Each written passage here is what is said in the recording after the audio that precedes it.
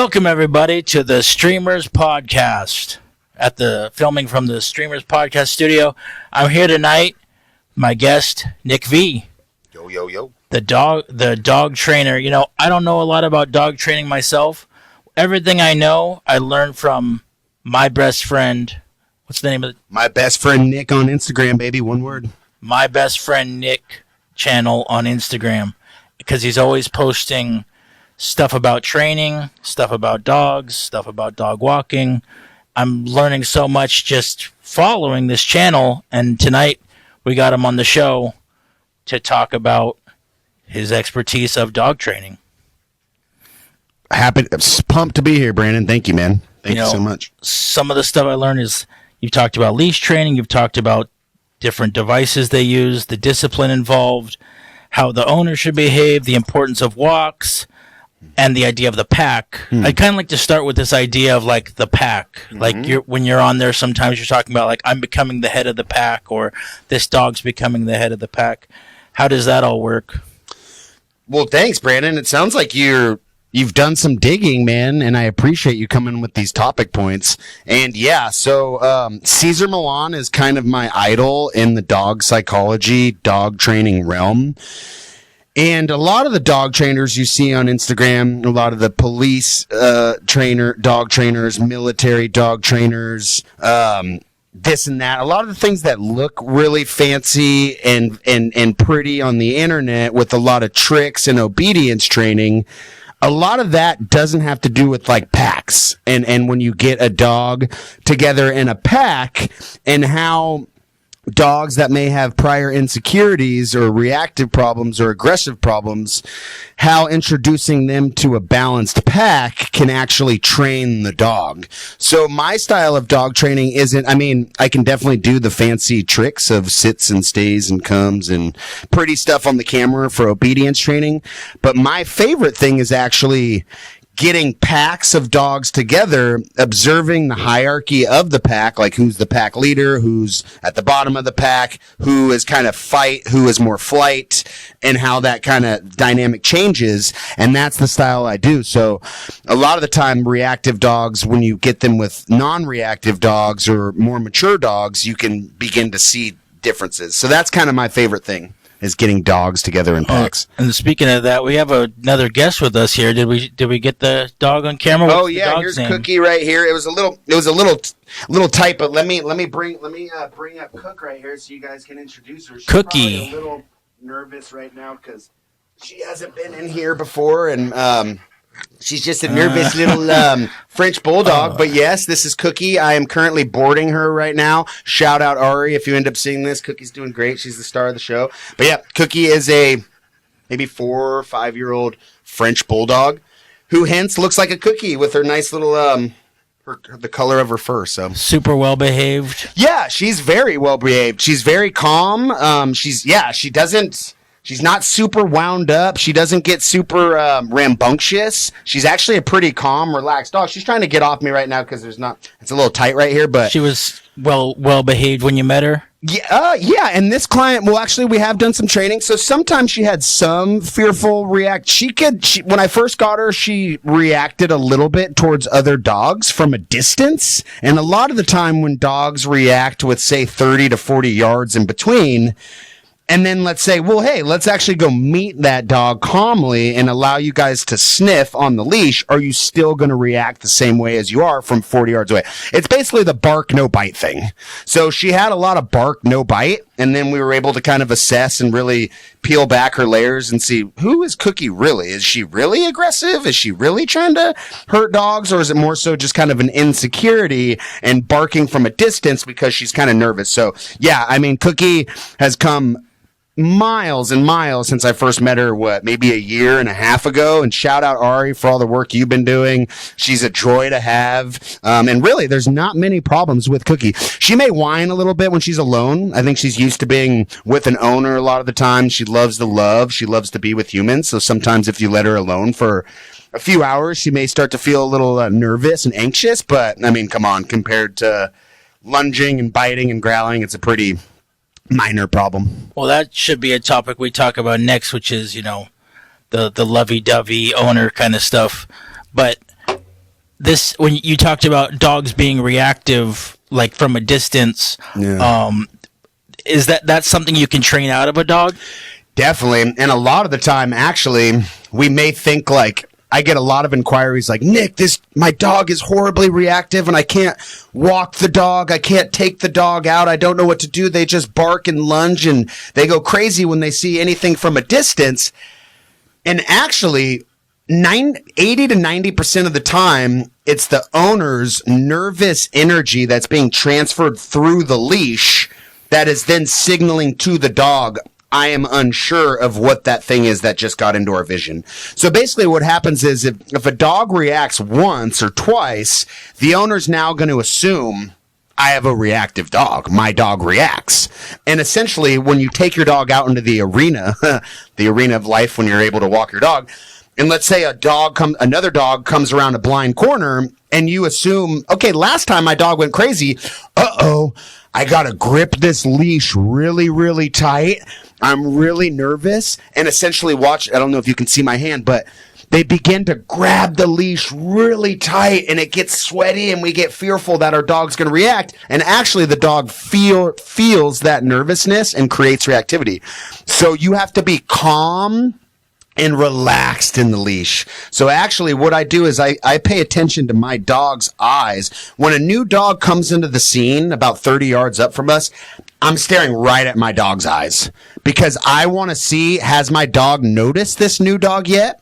Have they stiffened up or are they still loose and calm? Is their mouth closed or is it relaxed and open? Is their tail stuck in between their legs? Are their hackles raised? Hackles is the best one. When they get the mohawk on the back and you Hold on, I don't know what hackles are, so tell the audience what hackles are. Basically, the best way to see if my dog is actually tripping out right now and they could end up doing something out of fear, screw the tail. I mean, if the tail is stuck in between the legs, that's a good indicator if my dog is not enjoying this situation. But if you actually look at the hair on their back, so the hair on their back all the way from their neck, the back of their ears to their tail, where their tail begins, if you start to see a mohawk form, like a Rhodesian Ridgeback, what they have, stock, that's basically signaling, oh shit, my dog is actually super scared here. And when you see that, that's when we have to be especially calm and relaxed on the leash. Because if we get tense and start to grip that leash when the dog's hackles are risen,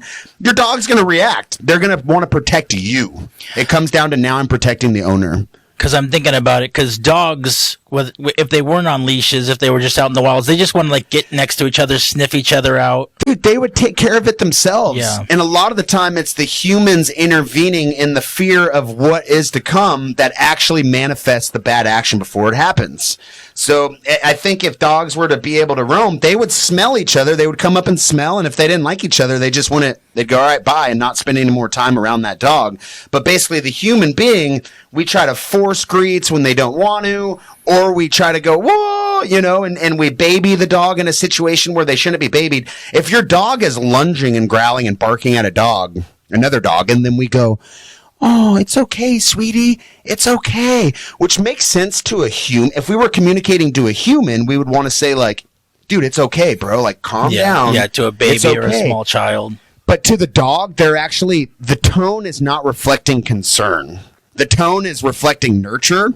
So as they're growling and lunging, they're basically hearing, good boy, good boy, good boy. It should be hey, yo, you, no growl, yo, no bark, yo. But people think they're abusive to their dog by saying, hey, yo, cut it off.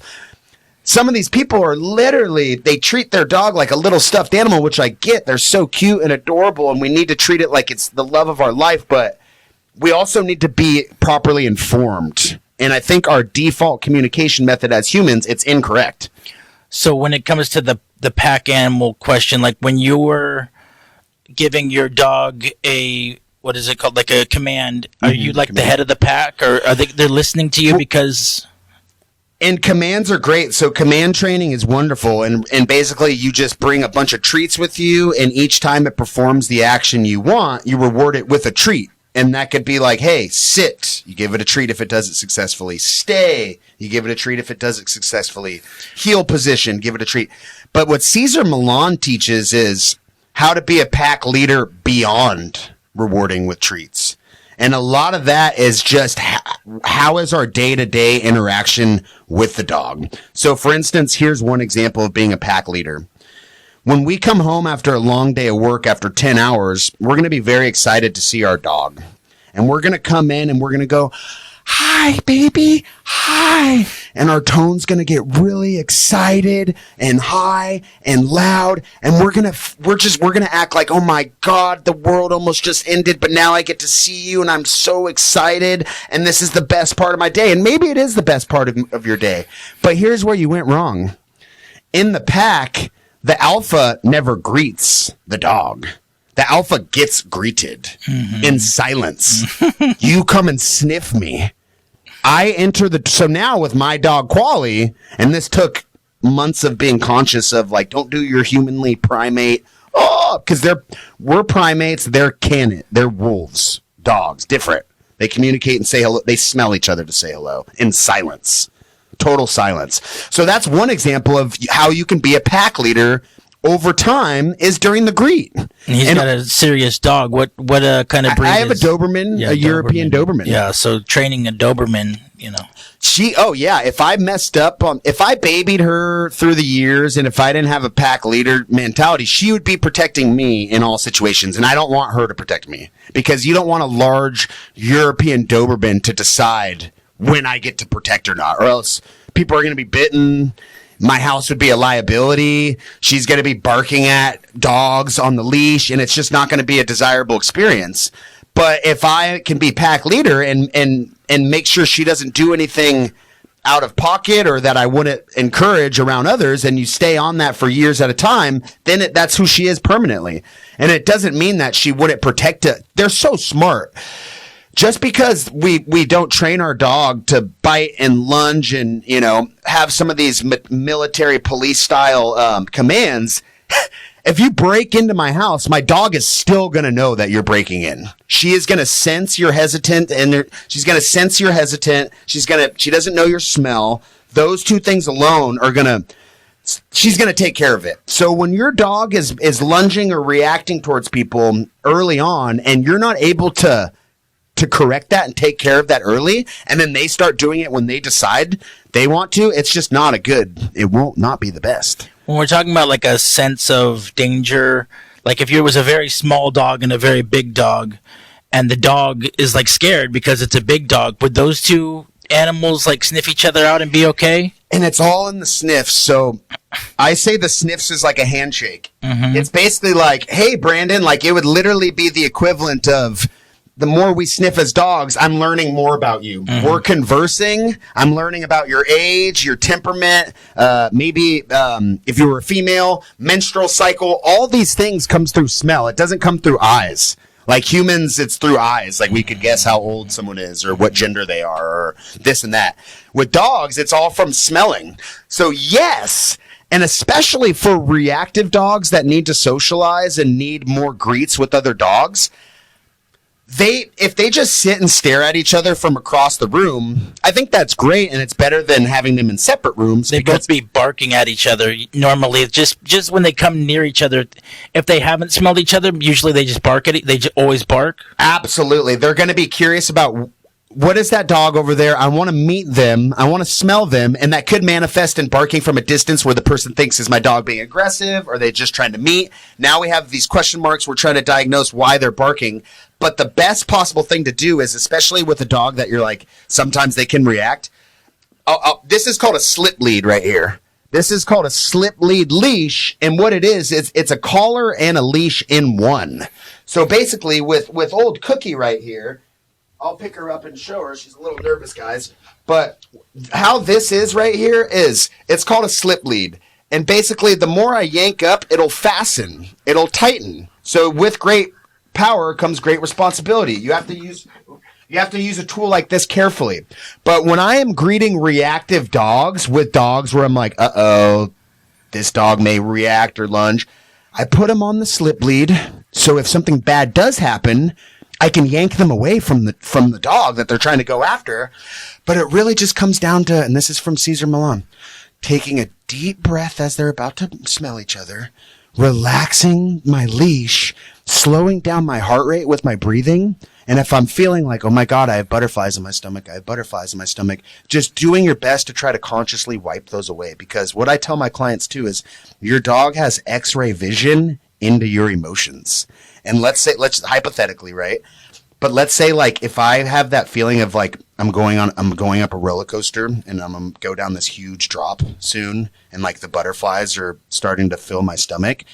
If you're taking your dog out and you are like, oh my God, my dog's been reacting the last 3 weeks, and a dog comes around the corner and that it feels like we're going up that roller coaster, the dog is gonna feel it and sense that. And that could cause reactivity. So a lot of the training is just trying to like relax yourself, you know? Why is the dog so in tune with the human? And my guess is survival. And it goes so deep into, Cookie may have farted a little bit. Sorry if it smells, guys. I don't smell it.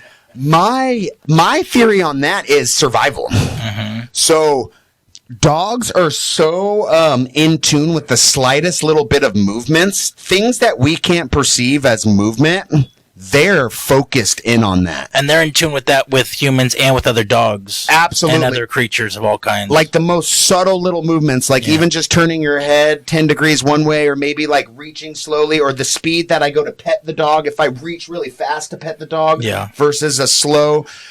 They have crazy smell, crazy hearing, so they're like perceiving things a lot differently. Hell yeah, way more sensitive. And that's why sounds are really powerful to them too. Different and their sounds. Eyes, I know they're not. Are their eyes like ours, or they can see less than? That's a good question. Better? So, like in Caesar's books, I've read a few dog psych books. Smell is most potent. Is the most powerful scent that the dog has is smell, and I think it's almost to 100 or 10,000 times stronger than a human. Then ears, I believe, number 2. Their hearing is extremely powerful too, and noises are going to sound very amplified to them, and especially noises that it's almost like if you live on a busy street and let's say the first week you move into that new apartment, that motorcycle, that Harley goes by, and that dog's gonna be like, oh shit, and maybe freak out that first time that Harley goes by. But after that Harley goes by for a month, it's in the Rolodex. It's stored. I am no longer going to react to that sound. Right. But let's say something new comes in, like a higher pitched Harley or a firework. Yeah. They basically have to learn Dog to become whistle. jaded to that sound. You ever use a dog whistle? That's a good point. No, Are those good for dogs? I would for imagine dogs? yes, definitely. They're supposed to. Those are training tools. Yes. Yeah. There's a tool at Petco that's pretty cool. All it is it's like a blowhorn. And when I didn't know much about it, when I first was observing the aisles and looking for tools, I was like, what the hell is the point? It says dog training tool, but it doesn't really say what the purpose of it is. It just says train your dog in broad advertising. And then I tried it and I'm like, it's an air horn. And then after like researching dogs and studying dog psychology, I learned what the tool was used for just when I came back a long time ago. Sounds are so powerful to disrupt a dog from maybe whatever action they're focused in on. So let's say like, if they are honed in on another dog staring and you're trying to pull them away on the leash, but they replant their feet even harder because they're like, dude, my primal signals alerting, I'm going to stare at this dog until I know I'm safe. Or let's say there's a really potent smell in the grass, a shit, and they want to smell it, or a new leaf, whatever. And you try to pull them away. It's not working.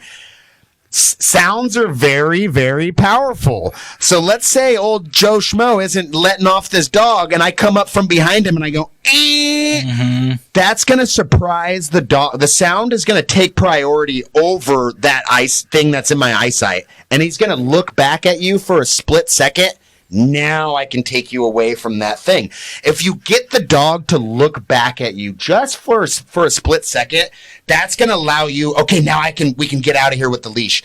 If they're still honed in and keep replanning harder and harder and you're trying to pull, you have to get them to break that focus for a quick second. I was going to ask, like when you're training, like when a dog gets totally like obsessed with a squirrel or another dog or whoever, what do you do if you don't have a tool like that? What do you do to break normally their I'm going to have them on the slip lead too, and then it comes down to just using the perfect amount of leash pressure. I like around, kill me people, I know, whatever, I'm a dog trainer. I don't like harnesses because your dog is going to begin to control you. The leverage point isn't optimal.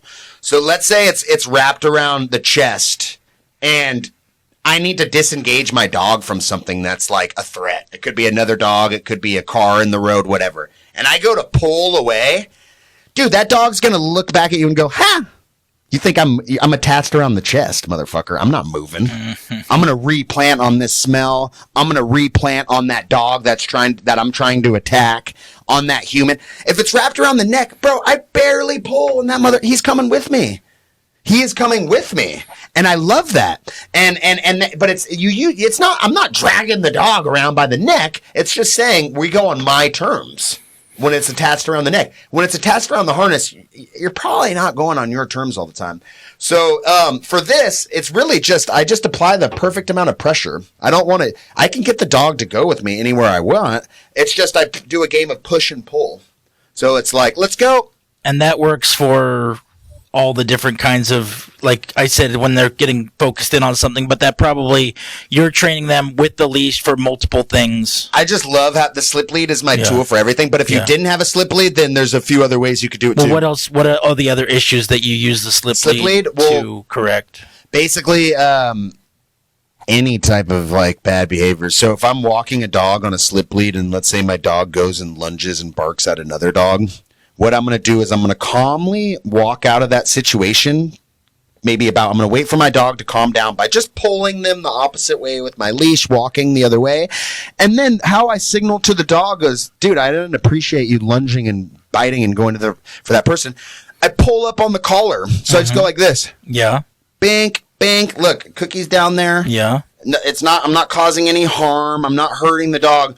It's called a tug. That signals something to them? Yeah, it just sends them a signal of, I didn't appreciate that. I didn't like that. Yeah. So I call it a collar tug. And that's why it's all from Caesar Malone. It's all Caesar Malone. Do they have to be trained to know that, though? Not really. I mean, and the more you do it, the more you've done it, then it's like anytime you do the collar tug, they know, damn it, that action wasn't, dad didn't like that or mom didn't like that.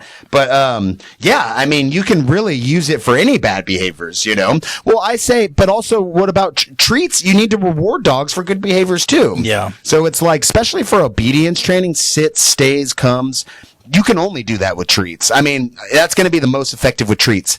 But with reactivity issues and like, dude, you just lunged at this dog or you're barking or whatever it may be, I just do simple collar tugs to say I didn't appreciate that. And then what I'll do is like, I may allow my dog to try to calmly go and sniff this new dog. And let's say my dog fails by lunging and reacting. So what I do is I reel him in. I describe this like a fish line. I reel in the line. And if they don't want to come in, you are coming no matter what. So if that requires strength to reel them in, I reel them in. I do the leash correction, and then I re-loosen it, and I go, all right, let's see. Here's your second chance. And then I re-loosen it, and I let them go attempt a second sniff. And if they fail again, reel in the leash, reel in the line, correction, okay. And they learn. Eventually where they Caesar learn. Milan, and this is where I'm going to differ from Caesar Milan, and this is where I hopefully will be better than him one day. He will probably hold that. I don't know if he re-releases it. He probably holds the dog on his side again. And if you're using strength to keep that dog there and you're holding, your dog's feeling like, dude, why are you I don't feel loose and calm. I give them another chance. And sometimes it takes 5 pulling in and releases. On the 5th rep, they didn't even lunge. And this is still the same dog this whole time that we're meeting. So literally, like, I will go, bing, all right, go again, try. All right, come here. Bing, go again, try. And I'm doing, and literally trying the dog to teach, every trying time. to teach the dog to correct its own behavior, kind of. And I could literally give them, sometimes by the 2nd or the 3rd one, they learn. Sometimes like the 8th one, sometimes they didn't learn at all in that session. Let's try again in a few days. You know what I mean? But I loosen it, bring it in. Loosen it, bring it in. But that's my style. So yeah, but the other topic I was about to bring up was about the way that the owner treats the dog. You talk a lot about, the babying, the lovey-dovey. You say that your training is like training the owner more than training the dog because of the way that the human owners treat their dogs. I think it's just correct, and I think it's it's just a misunderstanding and a mismatch in species by default, because we observe everyone on the streets with their dogs, and they're walking their dogs, and they're bringing them around with them, and they're at the park and they're playing, and we go, okay, cool. Like, we should get a dog. Looks like everyone's doing it. It's a simple thing. It's what society does. And little kids love them. They're like 2 years old. They're like, I want a dog. Absolutely. And we get a dog without ever having read a book, or maybe has anyone ever given you a tip on how to communicate with a dog? So I've read, I think maybe 4 or 5 dog psychology books, and I've dissected trends amongst different authors entirely who have different styles, but I've seen trends. And the main premise is we are a different species. And if we treat the dog like it's a baby human child, does this happen all the time? No, there are some special circumstances where you can baby your dog, treat it like a little stuffed animal, talk like this to it, pick it up, kiss it, hug it. Anytime it whines and begs, you give it what it's whining and begging for. And maybe it won't be trying to protect you at all. And it may not have any reaction issues. But you know what's going to happen to any dog that has just a little bit of primal in them, a little bit of realistic wolfness in them, which most dogs have some primalness in them. They're going to go, I have to protect the person babying me. And if they feel like they have to protect the person that's babying them, that's going to manifest in lunging, growling, biting, and things that we don't want. And wait, Nick, you say all just from babying the dog? Yes. And it happens subtly, and it happens over time. This isn't a 1 week matter. This happens over months and years. But if you baby your dog, and I don't want to be sexist, sometimes this happens more with the female species because they treat it like it's literally like a little child, a stuffed animal child, and especially to that pit bull terrier. And I'm not trying to be racist on breeds either. But if you're treating your Doberman Pinscher like it's a little child, or your Rottweiler, or your working drive German Shepherd, and then they go, I have to protect mom now, it's not good. That dog's going to end up in the shelter. It's going to end up hurting someone, biting someone, and you're going to go, well, I was never mean to my dog. I was never abusive. I gave it everything that it wanted. I loved it. I gave it treats. I hugged it. Exactly. And sometimes if you do that too much, over babying, the dog feels the need to protect you, not vice versa. They feel like you're not protecting them. Now everything is a threat. When I'm with you, and a great example of this as well, and this has happened with tens or maybe 20 to 30 clients that I've worked with. The dad has no trouble taking the dog out around the block. His masculine energy, he's more inclined to say no when there's something bad that occurs in real time. He's got masculine energy. It could be his tone. It could be his size. The dog ain't reacting. And then Lucy Lou, 5'4", 130, high-pitched voice, and loves the dog. And I'm not hating. I'm just saying this is the difference. You bring that same dog out on that same block, same dogs barking behind the fences, and your dog is going crazy. And all that is just off the handler. So a lot of the time, it's not dog training, it's dog handling. And how do we properly handle the dog to prevent these bad actions from occurring? Dog training is one thing, repetition through treats and getting a desired result. But really, how do we understand the species and understand the best way to communicate with it and the best way to meet its needs? And the best way to meet its needs, unfortunately, isn't to just have it live on your couch 24/7 without any exercise, belly rubs all day and unlimited treats. And then when it whines and begs for something, we give it to them. That's what we think a dog is making the great life for a dog. But you know what a dog actually appreciates is, did you walk me today again? Did you walk me to a new location that I've never been to? Did I get to meet new dogs that are my same species? Did you tell me no? Sometimes when you tell the dog no rather than give in to the yes, yes, yes, they go, in their head, they go, I wonder why he told me no this time. I need to work harder for him to I'm going to do even more things, so then hopefully he'll tell me yes. But then if you just say yes, yes, yes, they go, all right, biatch. Literally, all right, an entitlement. And then basically they're viewing you as lesser. Hard to digest, but that's the truth. And any other trainer on here who sees this is going to agree with that. If you set more boundaries and make them essentially work harder for your rewarding, the dog is going to just want to please you even more. But if you just give it everything it wants, whenever it wants, it's going to just run all over you. Yeah, well, We have our recording engineer here, Steven. You have any questions for Nick? Are there any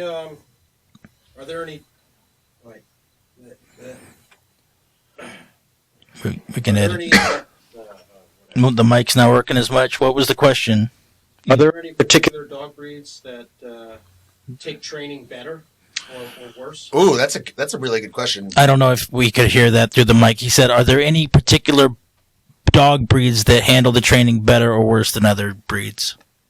I think the dogs that have great power come with more great responsibility, but at the same time, those ones are quicker to train and their focus. You whip out a treat. There's some dogs where you whip out a treat and by default, you haven't trained them at all prior to this. You have a magic wand in your hand, and they're going to want that treat. Their level of focus and their attention zooms in on that treat so just raw and quick, and you're like, dude, I can begin to make you do anything I want if I just have these treats. And those are a lot of, that's like the German Shepherds, the working breed dogs. The ones that have evolved to perform a job of some sort, which could be police work, military, livestock, farming, like border collies, that sheep herd, Great Pyrenees that guards the flock of border collies. So a lot of these dogs that had prior jobs, they're going to be easier to train. It's almost like their built-in focus is by default higher than other dogs. But at the same time, those can be the ones, too, that also like to take matters in their own hands if you're not an experienced owner. So it's kind of like it's a double-sided paradox, you know? So as far as devices, because, you see people with all kinds of collars and whistles, and your main thing is just to try to... The most effective thing you found is the leash.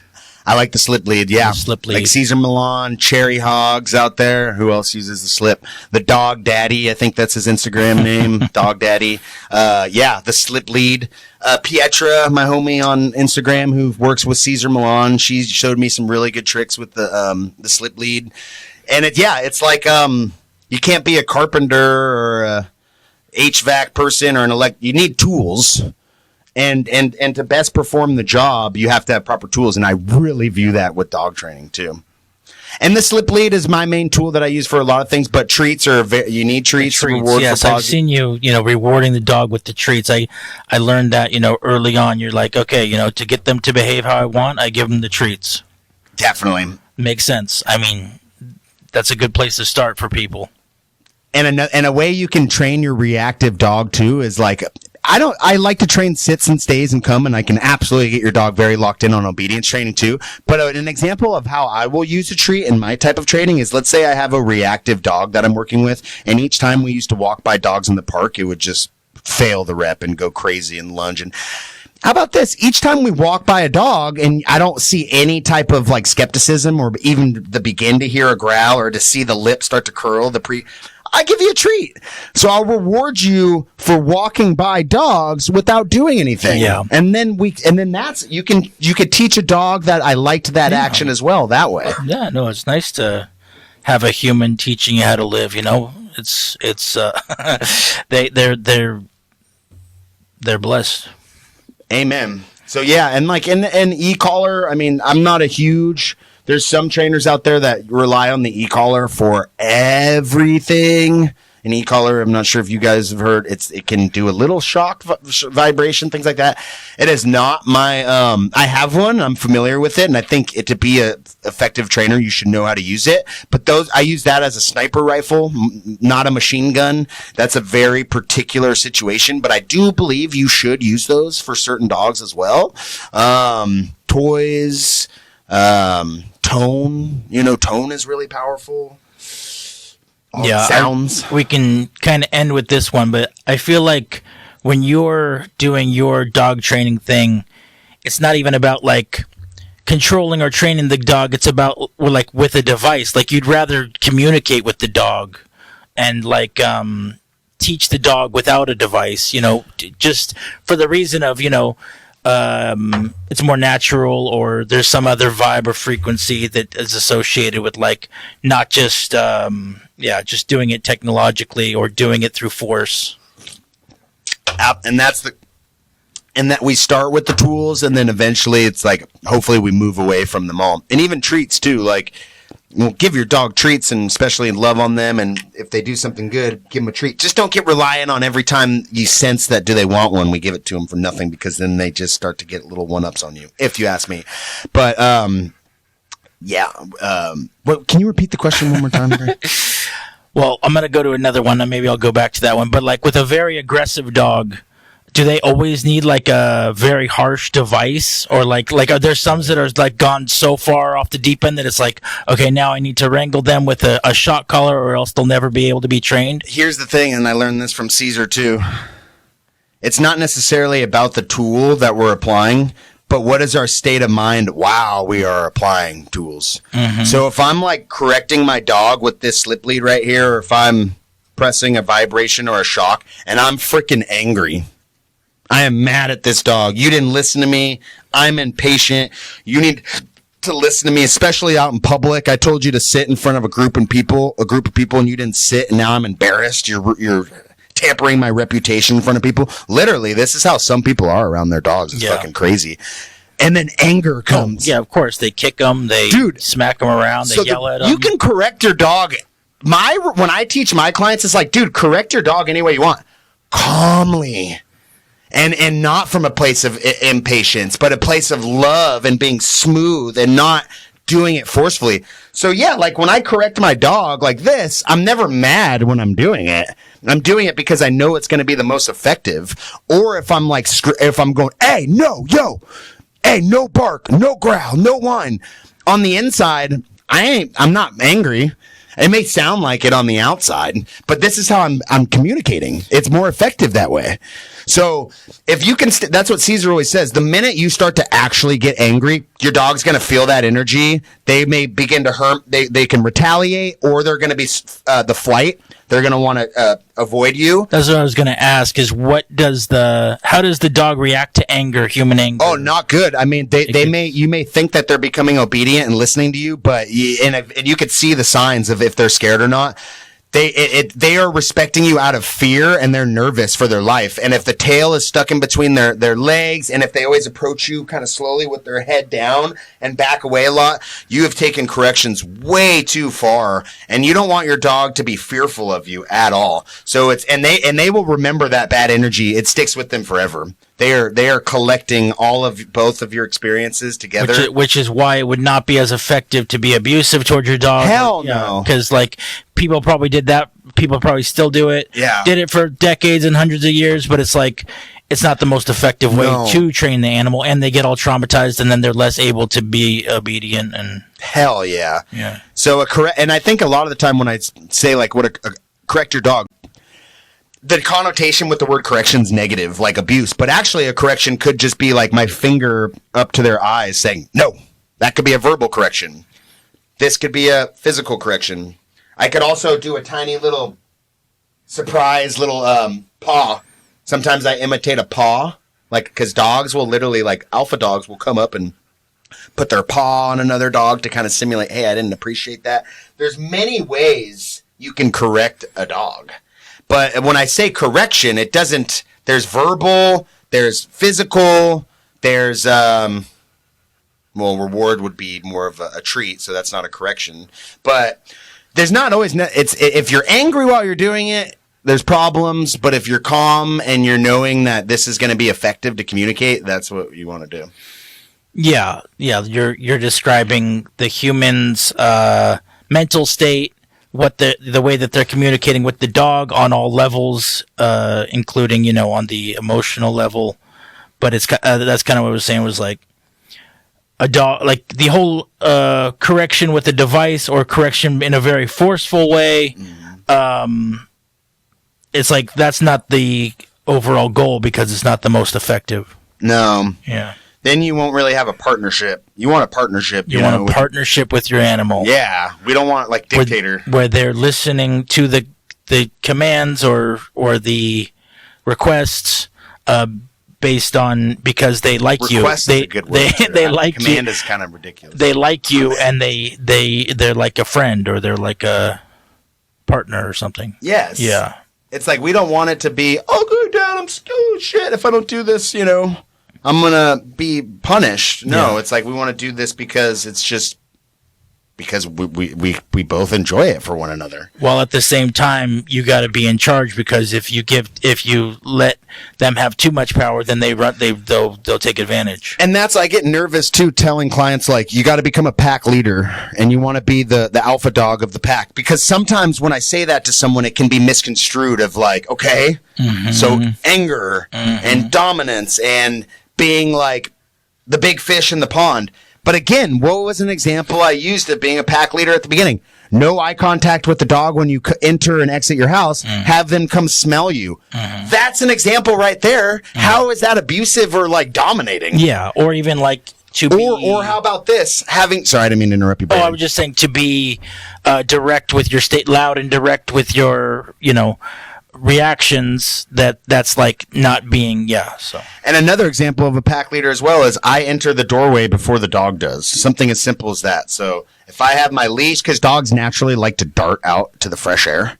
And if you're taking out like 4 dogs out of an apartment out into the grass field at the same time, the alpha is probably he's going to be first. And sometimes it changes. The alpha is not going to be first every time. And if that's not true. The alpha, it switches, and there are situations where they won't get out the door first. But even that alone, like me holding the leash up and putting a brake on my dog and then going, I go first. And you do that hundreds and thousands of times throughout the months and years, that also accumulates to it.